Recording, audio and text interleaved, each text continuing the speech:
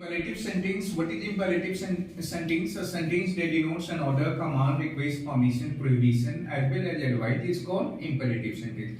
एक sentence जो आदेश को दिखाए. What I said couple of points back that imperative sentence has no subject. इसमें subject तो नहीं है. और English is written ascending plus descending. English लिखा कैसे जाता है? Ascending plus descending. What is ascending? Ascending I mean we talk about subject. यानी पहले हम लोग जो मेंशन करते हैं वो किसको मेंशन करते हैं? सब्जेक्ट को मेंशन करते हैं. लेकिन इसमें यहाँ पे देखो, यहाँ आओ तो पहले क्या आ रहा है? यहाँ आओ. Subject is not coming here और subject is not going to be mentioned here. यहाँ पे हमने सब्जेक्ट को तो मेंशन नहीं किया है.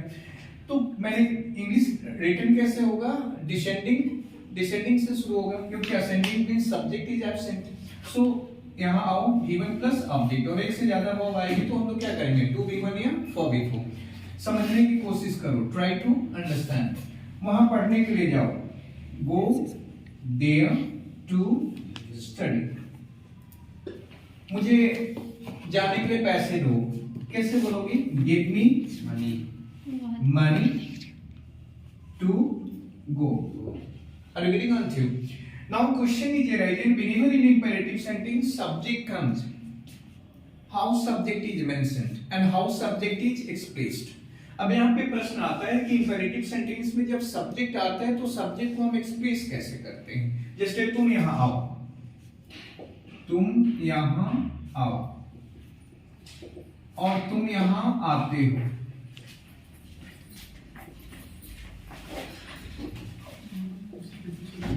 चलिए तुम यहाँ आते हो. we talk about action of regularity. तुम यहाँ आते हो.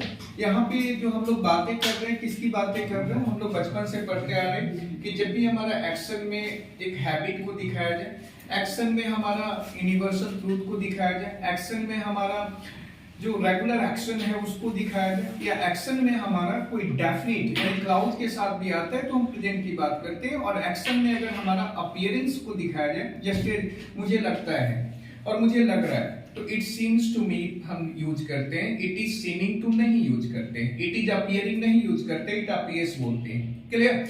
हम लोग अगर मैं तुमसे प्यार कर रहा हूं ऐसा बोल सकते हैं क्या? नहीं.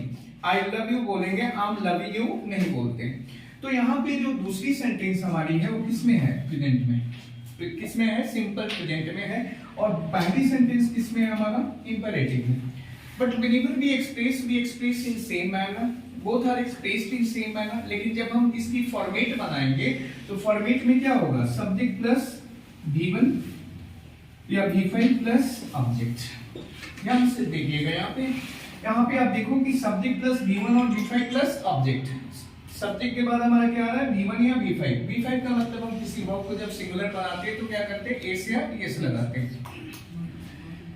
अगर यहाँ पे जो हमारा सब्जेक्ट है वो क्या है? तुम है. तुम का मतलब यू. यू क्या होता है? प्लूरल होता है कि सिंगुलर होता है? प्लूरल होता है. If subject is plural, verb is plural. If subject is singular, verb is singular. अगर सब्जेक्ट हमारा सिंगुलर होगा तो वर्ब में क्या लगाओगे? एस या एस लगाओगे.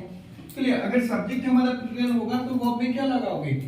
एस और एस नहीं लगाओगे, कुछ नहीं लगाओगे. वर्ब का बेस फॉर्म दोगे. बेस फॉर्म का मतलब क्या होता है? First form. और जब बेस फॉर्म में हम एस और एस लगा देते हैं तो उसको फिफ्थ फॉर्म नहीं बोलते, उसको सिंगुलर फॉर्म बोलते हैं. और सिंगुलर फॉर्म यूज करने के लिए, किसी भी वर्ब को सिंगुलर यूज करने के लिए उसका आने वाला जो सब्जेक्ट होता है वो कैसा होता है? सिंगुलर होता है. यानी सिंगुलर सब्जेक्ट होगा तो वर्ब भी कैसा होगा? सिंगुलर होगा. अगर प्लूरल सब्जेक्ट होगा तो वर्ब कैसा होगा? प्लूरल होगा.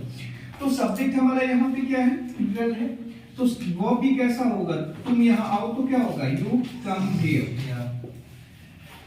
अगर प्रेजेंट की बातें करेंगे तो प्रेजेंट में भी हमारा क्या यूज करना है भाई? You come here. तो दोनों तो एक ही तरह से बोल रहा है ना, you come here, you come here. How can you differentiate between imperative sentence and present indefinite? Are you getting on to? समझ में आ रही बातें? सो दोनों तो both are going to be expressed in same manner. दोनों तो एक ही वे में एक्सप्रेस कर लो. You come here, you come here. Then how can you differentiate between both? That first is coming in imperative sentence or second is coming in, yeah, second is going to be mentioned in present indefinite. For your kind information, it is cleared in written with the help of comma. It means after subjective comma comes in written, we understand that our sentence is in imperative. It means it shows order, वो किसको दिखाएगा? Order को दिखाएगा. But after subject comma doesn't come and V1 come, it means we understand it. We talk about present indefinite या we talk about simple present. हम बात किसकी करते हैं? simple present की. Did you understand? But your question is there again in expression. How can we express? Can we express like this? You comma come here, you comma go there? No. In expression की expressed according to mood of sentence. जो हमारी जो sentence की expression होती है वो mood के आधार पे होती है. Clear? सभी सेंटेंस को केवल ट्रांसलेशन के ही आधार पे हम एक्सप्रेस नहीं कर सकते. तो तुम यहाँ आओ, हे यू कम हियर, ऑर्डर का सेंस आ रहा है. You come, that's why you go. तुम आते हो इसलिए मैं जाता हूँ. एक्सप्रेशन चेंज हुआ ना. Hey you come here and do this. थोड़ा सा फोर्स हम कर रहे हैं, ऑर्डर कर रहे हैं. या you please come here and do this, थोड़ा रिक्वेस्ट कर रहे हैं. लेकिन you come and you come, that's why you do this. या you come, that's why you do this. तुम आते हो इसलिए ऐसा करते हो. Are you getting on? तो यहाँ पे हमारी जो बातें हैं प्रेजेंट इंडेफिनिट में अगर हम इसको मेंशन करते हैं रिटर्न में तो सब्जेक्ट के बाद कॉमा का प्रयोग नहीं करेंगे. लेकिन इंपेरेटिव में अगर हम सब्जेक्ट को मेंशन करते हैं, रिवील करते हैं तो कॉमा का प्रयोग करते हैं. यही दोनों में क्या है? अंतर है इंपेरेटिव और present indefinite. Did you understand? So you write down.